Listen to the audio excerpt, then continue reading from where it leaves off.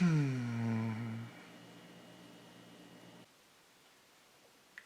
now you know why we didn't review Gauntlet of Fire. We would have, it was a really good episode, but somebody kept getting distracted. Oh, bite me. I don't make fun of your cartoon crushes. Or do you deny watching Beware the Batman strictly because Katana was in it? Let's not dwell on the past, Snazzy. Right now we have to discuss No Second Prances, an episode with a completely different blue character in it. Oh, right. Trixie. You know, I never did like her. Don't say that! We're barely making the cut for Equestria Daily as it is without you offending Sethisto's taste in characters. Besides, Trixie wasn't that bad in this episode. She was even kind of, dare I say it, likable.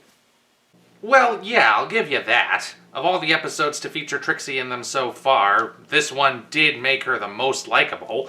I'm just saying I never got why she was liked to begin with. I mean, she was designed to be despicable. That's a topic for a completely different video, Snazzy. But you said Trixie worked here, though. Yes, I did. All that complexity that the fans said must be there finally came to the surface. Which, now that I think of it, probably wouldn't have happened if the fans didn't like her in the first place.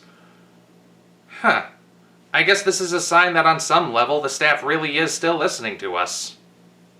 Yeah, but if I'm being honest, all the mistrust surrounding Trixie probably should be applying to Starlight too, don't you think? I mean, it feels a little backwards somehow. Actually, I think this episode shows a contrast that paints Starlight's redemption arc in a kind of disturbing light. Disturbing? How so?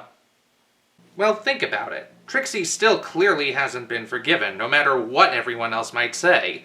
She's being held at arm's length and viewed mostly with mistrust. Yet Starlight somehow is allowed to live in Twilight's castle and be her student learning friendship lessons.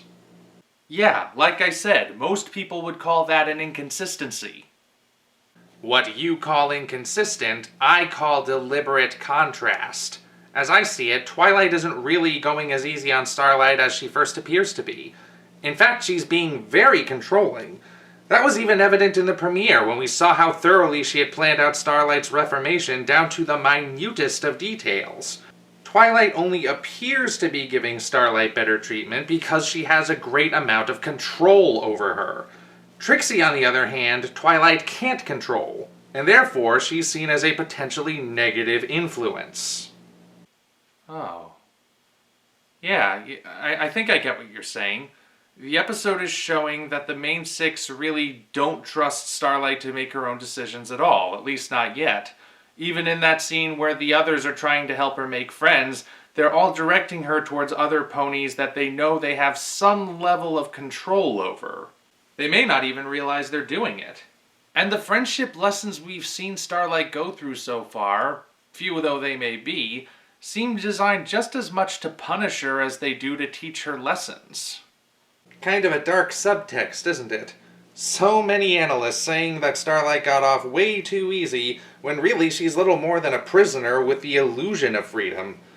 Combine that with how Trixie tries to commit suicide at the end when she realizes how badly she screwed up, and... Hold on. Suicide? That's pushing it a bit, don't you think? She launched herself from a cannon into the mouth of a manticore. Yes, it was supposed to be a trick, but she specifically said she couldn't pull it off on her own and needed Starlight's help. Yet she went and did it anyway after losing her. She didn't even try hiding her depression and self-loathing, and she had a huge crowd watching her. It was practically like the end of The Prestige.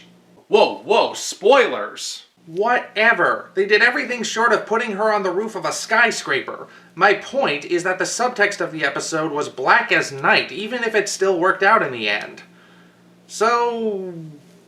yeah, I guess I really liked this episode. It was a good portrayal of a character I was iffy about, added loads of development for Starlight, and even managed to include an appropriate level of subtle darkness that enhanced the experience. I can't think of many bad things to say about the episode at all, really. What about the gratuitous cameos from Derpy and DJ Pone3? I'm sure people are going to be complaining about that from now to eternity. Why? They fit naturally into the story. Even if other people found them distracting, it was only a few seconds out of an otherwise good 22-minute episode. Why nitpick if you don't have to? Because we're brony reviewers and that's what people expect of us?